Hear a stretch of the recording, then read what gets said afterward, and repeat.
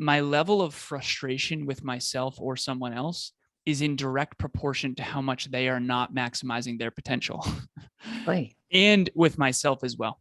When I'm not maximizing my potential, I am just frankly unfulfilled.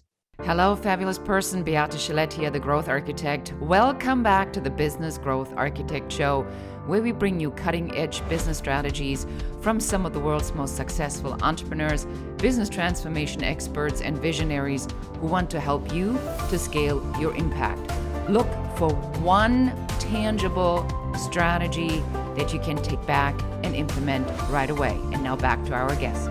Hello and welcome back. This is Beate Chelette, your host of the Business Growth Architect Show. Today, we are talking with a pretty fabulous, interesting entrepreneur teacher who has a very unique and compelling personal story. Welcome to the show, Alan Lazaros. I'm so happy to have you here. Thank you so much. I can tell that you're the real deal. Business Growth Architect Show.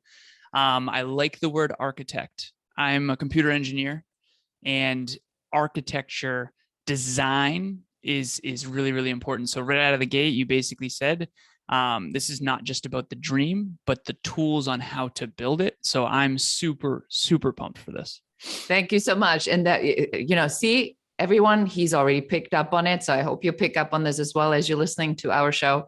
This is all about giving you the tools, the blueprints, and the systems so you can go out and turn that dream into an actual physical business. So Alan, tell everybody, who are you? So I'll give you the shorter version because I know this is a shorter form episode, half hour. So I'm 33 years old. And the reason I start there is because I recently reread the book of my life, so to speak. And so I'm going to tell you who I am, but I want everyone out there listening or watching this to know that I have more clarity now on who I am than I used to. And I'll hopefully have more clarity. I intend to have more clarity at 34 than I have at 33. So when I was 2 years old, my father had passed away in a car accident when he was 28 years old. So I was no stranger to adversity. I had an older sister and a mother, fortunately, who took good care of me. I had a stepfather from the age of 3 to 14. When I was 14, my stepdad left, and he was the primary income earner. So our family went from basically in the early 2000s designing our own custom yacht as a family to literally I got free lunch at school because our income was so low. My mom got the house, he got the yacht, and we were absolutely broke after that. So I tried to become the man of the house at a very young age. And so to be frank, I had to grow up very, very quickly. I did unbelievably well in school. Academically, I got a scholarship, and I needed scholarships because I would not have been able to afford the school I went to. Was $50,000 per year. It's called Worcester Polytechnic Institute. It's basically like a mini MIT, very, very, one of the best tech schools in the world. I was a computer engineer, electrical and computer engineer, bachelor's, went back for my master's degree, worked in corporate, started a couple companies, and job hopped a lot, soul searched a lot. Back in college, my dream was to be a Fortune 50 CEO, like my hero, Steve Jobs, and to change the world, make my dent in the universe. 26 years old, I'm working for a company called Cognex, and I'm working my way up. I started in inside sales. I eventually moved to outside sales. I managed a territory of all of Western New England. So Western Massachusetts, Connecticut, and Vermont were my territory. And I was selling industrial automation equipment into manufacturing facilities throughout this territory. Okay, so GE was one of my big customers, Frito-Lay, stuff like that. I wasn't working. It was Friday night, and I'm up in New Hampshire with my little cousin. And my little cousin is 17 at the time, and we're playing Call of Duty. I'm 26 years old, and we're not drinking or anything like that, but we go to TGI Fridays. This was back in 2015. It was a really bad winter in New England where the snowbanks were covering the signs. Tons of potholes, dark winter night. There was a yield sign that was covered, and I was supposed to yield and didn't. I ended up on the wrong side of the road in this really bad intersection. And I looked up from the GPS and I saw the brightest lights I'd ever seen in front of me. What I thought at the time was a Mack truck. Turns out, this is New Hampshire, it was actually a lift-kitted pickup truck. So I was driving 2004 Volkswagen Passat, and fortunately we were okay. I used to call this car the Tank. This was like a really German engineered steel trap of a car. But I remember thinking to myself when I saw those lights, this is a Mack truck. There's no way I'm going to survive this. I thought for sure, for certain, this is it. This is the end. So that rattled me. So physically, we were okay. Both airbags deployed. He hurt his knee. I hurt my face. But like physically, we were pretty much okay. But I usually in my speeches, I'll show the picture of this car because I've seen the pictures of my father's car and they don't look very different. That's crazy.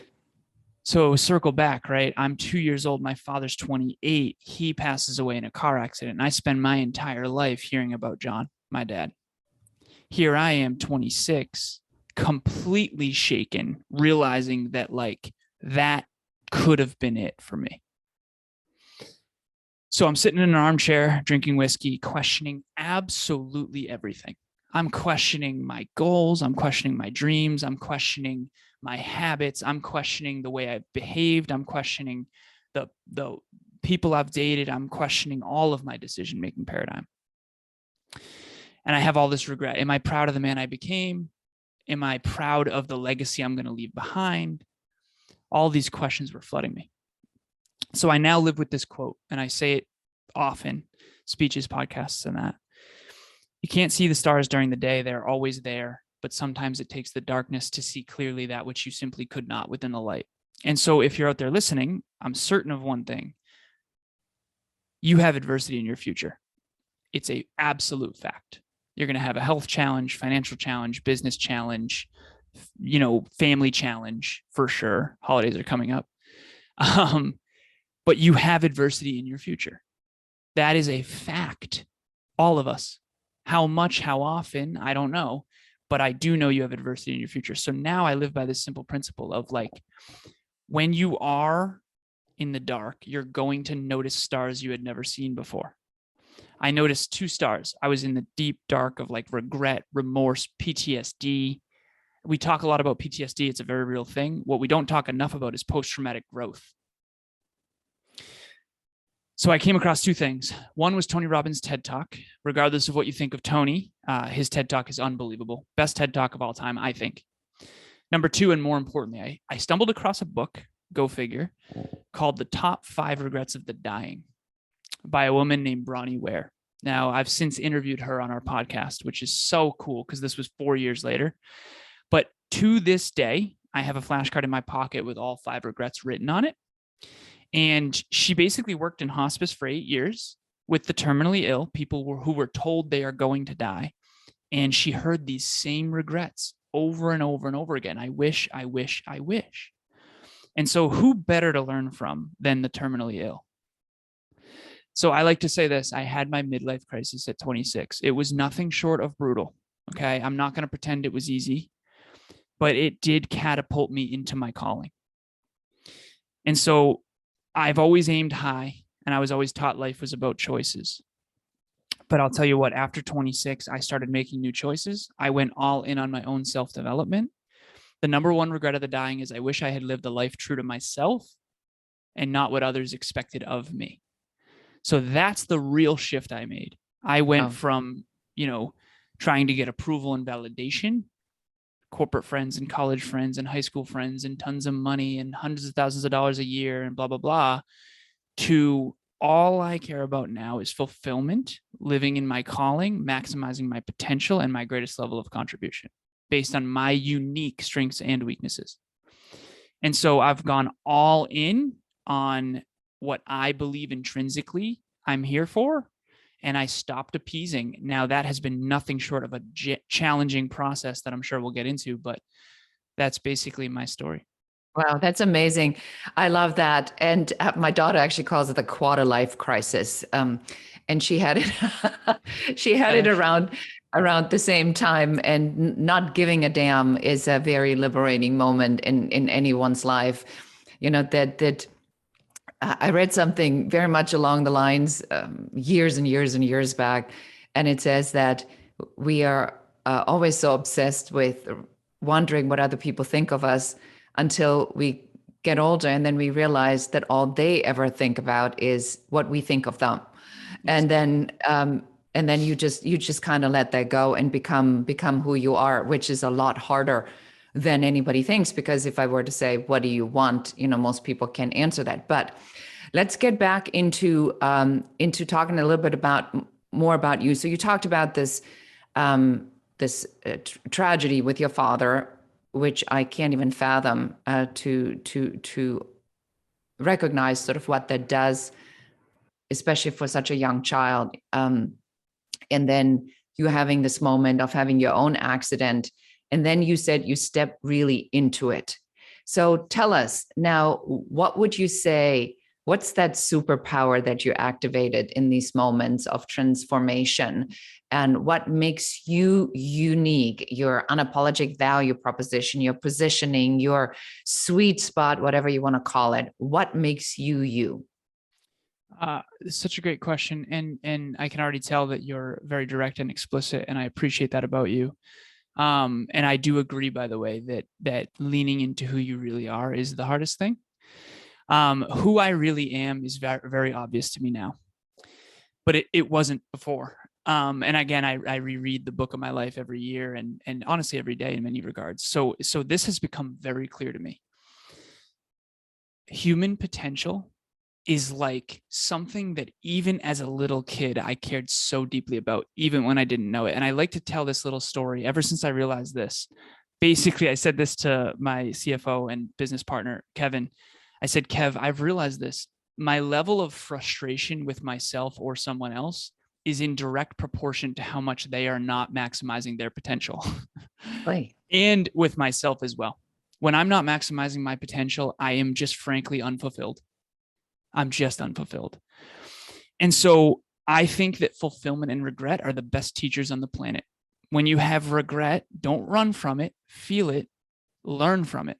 Okay. That means you made a decision, AKA a choice that was outside of alignment with your greatest calling.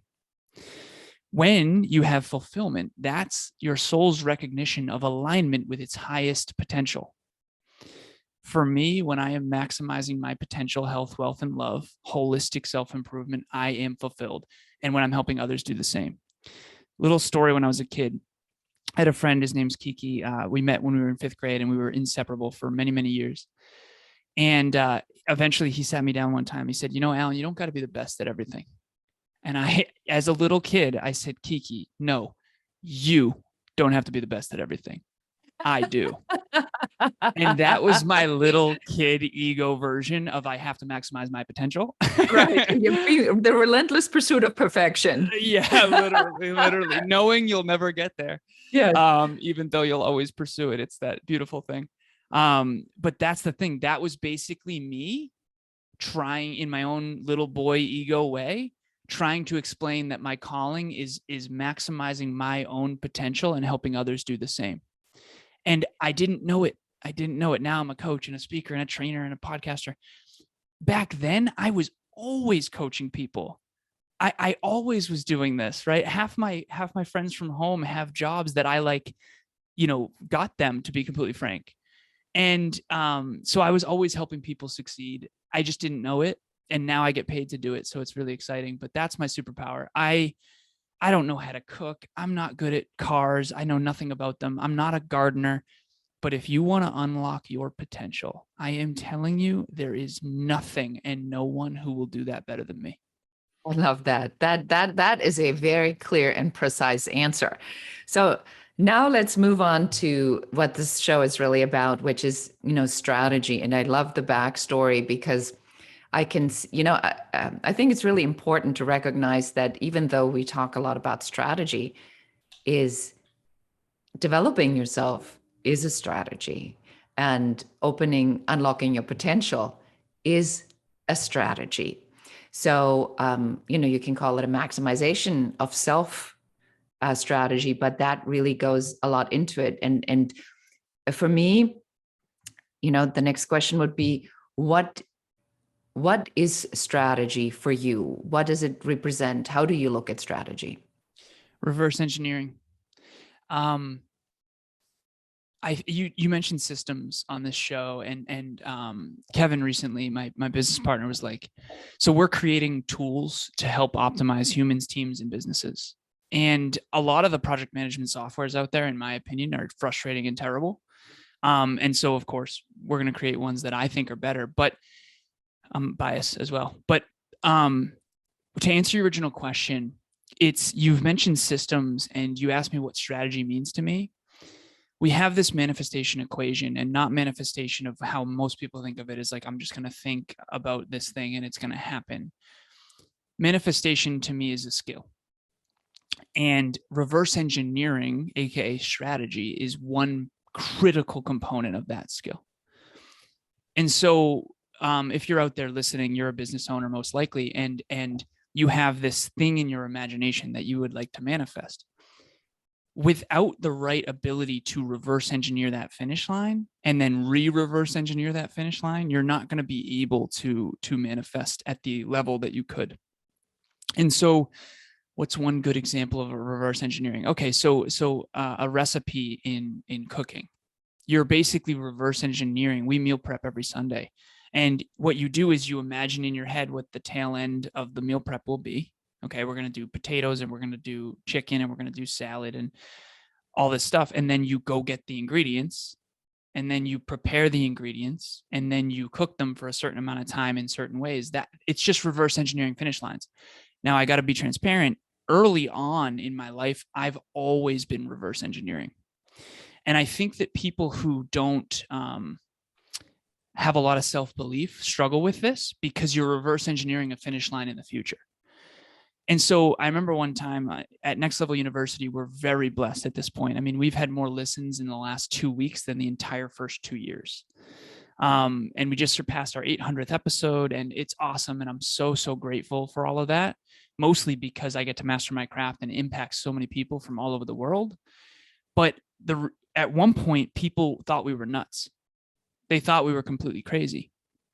Kevin and I were in the car one time, and he tells this story. He's my business partner and co-host.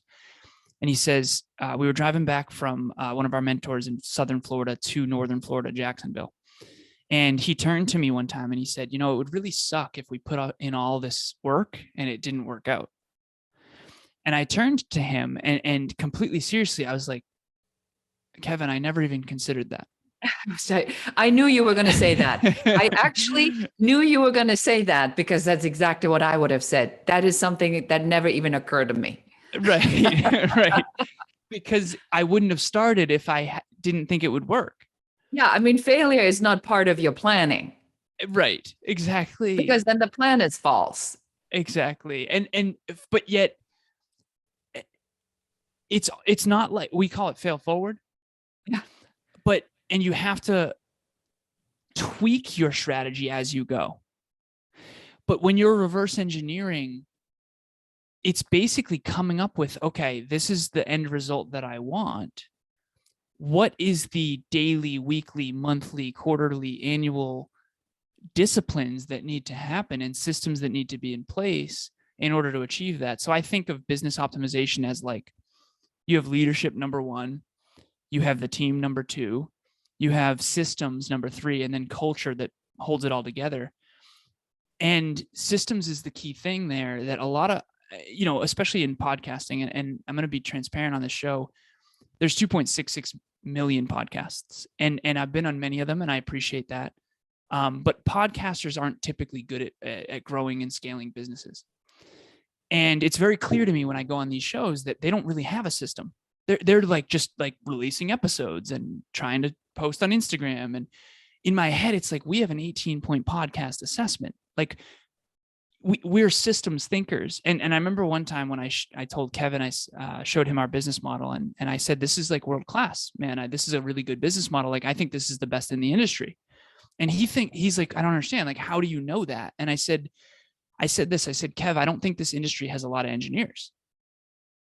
Most people that think like I do are in tech. And so now he understands years later that the business model we've created is world-class, because now he's kind of opened his eyes to a lot of people are just out there trying to podcast, and that's fine. That's great.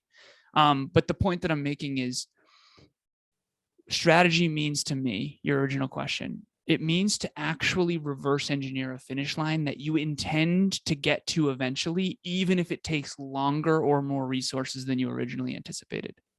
Yeah, and that's actually, I think that this podcast episode is going to be called either Manifestation is a Skill or Reverse Engineer a Result in the Future, because that's really powerful. And by the way, I would like to have this 18-point assessment podcast list. That's just very appealing to me. I will send that to you for sure. Absolutely. That would be awesome, because I think you're absolutely correct. And this is what this show is about, is to make sure that you understand showing up. Yes, that's great. But you got to show up with a purpose and a plan. So now you said systems is one of the big things of what you teach in next level in your life, in the next level university. So what is your favorite strategy? My favorite strategy has got to be strategizing. I know it sounds crazy, right? That's what I have a system to great systems. Okay. Yeah, exactly. So I mean, I'm like right there with you, Alan. Exactly. And I'll give the listeners an example because I want this to come down to earth. So every Sunday we call it Sacred Sunday. And my girlfriend and I have a business called The We. And it's basically you have the me and the me and the we, and it's about relationships. We do relationship coaching.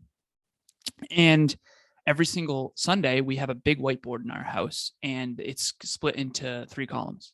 First column is Alan, second column is the we, and the third column is Emilia. And we literally write down, we divide and conquer every single Sunday. We're supposed to get like house projects together, business stuff, finances, whatever. And what we do is we write down all of the things that we want to accomplish in a given day. And then we rate them from 0 to 10. And then we average the score. So let's say she gives a 6 and I give a 5. That's a 5.5. And then we see where that stacks up based on the other priorities.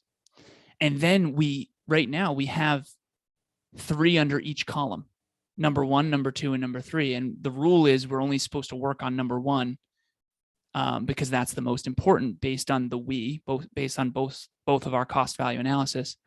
And so if fold laundry is number 3, you're supposed to do whatever number 1 is first. And so to answer your original question, what's my favorite strategy? My favorite strategy is strategizing about the way in which you use your time. So I have a whiteboard in the corner of my office right now that says Alan's 0.04% essentials. And it has all of the line items, and only one of them is circled. And the one that's circled is email all relationship talks reminder about the event. So Emilia and I have an event tomorrow night that I need to send this email because, otherwise we're not going to have as many attendees. This is both urgent and important. And so I'm going to do that today before I do any of the other ones. But the 0.04% essentials, and I know you have business owner listeners, so I'm going to take them through this very briefly, if that's okay. Please go ahead. So the 80-20 principle is something that most people know in the business world. And it's very powerful. And if you're not a math person, don't shut off about the numbers, because this is going to change your life. 80% of your results are created by 20% of your effort. Okay, true. What if you take 20% of 20%? You're going to get 4%. If you take 20% of 4%, you get 0.8%. If you take 20% of 0.8%, you get 0.16%. And if you take 20% of that, you get 0.04%. So Alan's 0.04% essentials are basically the maximum leverage use of my time. And so if everyone was able to sit down and decide in advance, aka plan, what is the best use of their time, they would gain unbelievable leverage and momentum, and their results would compound drastically. And then that would reinforce the habit of planning and strategizing. You know what I really like about this, Alan, is, and I'm starting to become like really super selfish in my interviews, because I'm learning myself. It's always, there's always like a nugget in here. And so what I'm hearing you say is that it's not just about identifying a priority, but it is to take that priority even more seriously than you would just take a priority and say, because, we work with a priority quadrant, but this is like that quadrant on steroids. It's, well, let's go in the quadrant. Let's look around in the quadrant of what's in the quadrant, and let's drill down. What of this is even more important, to the point where you say, well, which of these is going to drive that priority and urgent goal of mine forward even further?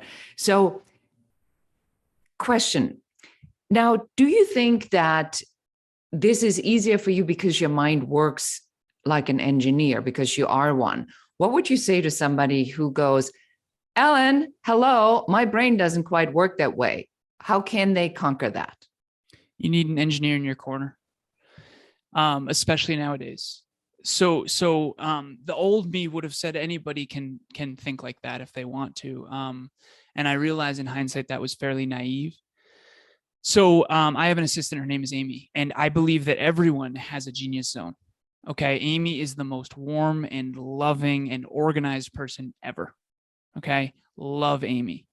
Amy could spend the rest of her life trying to think at the levels I think, and she would not be able to do it. I could spend the rest of my life trying to be as kind and warm and loving and bubbly as Amy. I'm an intense guy. It's not what I'm here for, right? It's not what I'm here for. Oh my God, that's so, Ellen, I gotta interrupt you on that, and I gotta give you a bravo on that, because my daughter is, and let's not call them emotional, let's call them warm. I love that so much more. And my daughter always says, you are just too systems oriented. It's not always about that. And I think you're absolutely correct. We need, as business owners, if we want to reach a certain level of success, we need to be very clear what our superpower is and what it is not. Yeah. So I love that you say, if you don't have that, hire someone, either who works with you, or hire a consultant, a coach, who can help you to figure these kinds of things out. And that brings me to my next question. Now, somebody listened to this and says, oh my gosh, this guy's amazing. Where can we find you? Where can we learn about you? Where can we participate? You're very sweet. I appreciate it. So Next Level University is a podcast that is on YouTube and any podcast platform. You can look it up. Next Level University. It's spelt just like you think. And we will definitely come up. In the show notes of every episode is my contact information, email, Instagram, LinkedIn, Facebook, all that. So if this resonated, that's the place. But to piggyback on what you said there, every strength I've come to realize in my old age, 33, comes with a weakness. Confidence is an absolute superpower, but it can come with arrogance. See, you have to understand the double-edged sword of every strength. Okay, Elon Musk is an engineer through and through. If he didn't understand his weaknesses and surround himself with people that complement those, he would not have a $300 billion net worth and $3 billion companies. Now, if you're out there listening, you might not want to colonize space. You might not want to have a $300 billion net worth. Totally fine. But if you do not have an engineer in your corner, and you do not have a financial person in your corner, and you do not have friends and family members who you understand where their strengths are and where they are not, most importantly. See, I made a huge mistake growing up. I was either a student or a leader. I was either leading or I had the student cap on and I was learning. That's a dangerous game. I have a mentor who was the CEO of many billion-dollar tech companies. Okay, in fitness, I should not be a student. In growing and scaling a multi-billion-dollar tech company, I should be asking questions. Okay, you have to compartmentalize your mentors and your learnings. And the only way to do that is through awareness and self-awareness. You have strengths and you have superpowers. And Your life will flourish when you get very real with yourself about that. That doesn't mean I can't garden and I can't cook. It just means that I don't care enough about it to do that, and that I probably won't be Michael Jordan level talent at it. Okay. I think that all of us deep down might be scared of our own greatness. I certainly was. And you're seeing me now at the tail end where I'm really leaning into that version of me as a kid that just always was extraordinary at strategizing and systems and thinking and design. My mathematical mind is, I mean, I was the guy who literally would party at night. And, I shouldn't even have lit up saying that because I'm not necessarily proud of this, but I would party at night, go to no classes, and get straight A's through all the calculus classes just by showing up to the tests. Like, I was that dude, right? So you got to know that. You got to know that, and you got to put yourself in a position to win. If you're not someone who could get straight A's in calculus with very little effort, you probably won't be reverse engineering multi-billion-dollar finish lines as well as I do. That's okay. Hire someone like me, right? Just like I'm not going to do gardening or cooking or cars as well as some other people. And so Kevin, all things money, loves money, always has. It's his love language. And it's not a negative thing. He's the most generous dude I've ever met. He's the CFO for a reason. He loves money. He's in our spreadsheets every day, right? Our COO, the dude is a robot. The dude just does stuff. He's a systems thinker too. And so and Amy, my assistant, warm and loving, loves people. She's in a position to succeed because she's in her genius zone. She's in her calling. And that's my main focus on our team, 13-person team, is get people in their genius zone. But to bring it to your listeners, the question I would have you ask yourself, am I in my calling? If not, why not? And how do I get more in my calling? Am I fulfilled? Okay. If not, why not? And how do I become more fulfilled? What is my superpower? And am I maximizing my own unique potential in that lane and my greatest level of contribution? Because your greatest level of contribution is in direct correlation to self-awareness and how much you can master that genius zone. I love that. Very powerful stuff. So, well, you heard it here on the Business Growth Architect Show. Follow Alan Lazaros and check out the podcast, subscribe, and leave him a comment on it. And it's been an amazing interview. Thank you so much for your time. This was incredibly powerful. I hope we get to do this again at some time in the future. So thank you for being here. Thank you so much for having me. I've done many of these, and this was one of my absolute favorites. There's a lot of fluff of people talking about goals and dreams, and while there's a place for that, and that's a great starting point, what I love about you and your show is that you're designing and architect and systems and having an actual plan rather than just kind of hoping and wishing. So kudos to you. Keep doing what you're doing. It was an honor. Thank you so much. I appreciate that. And that's it for us today. Thank you, everyone, for listening and watching to the Business Growth Architect Show. This is your host, Beate Chelette. And that's it for us today. Thank you for listening and watching the Business Growth Architect Show.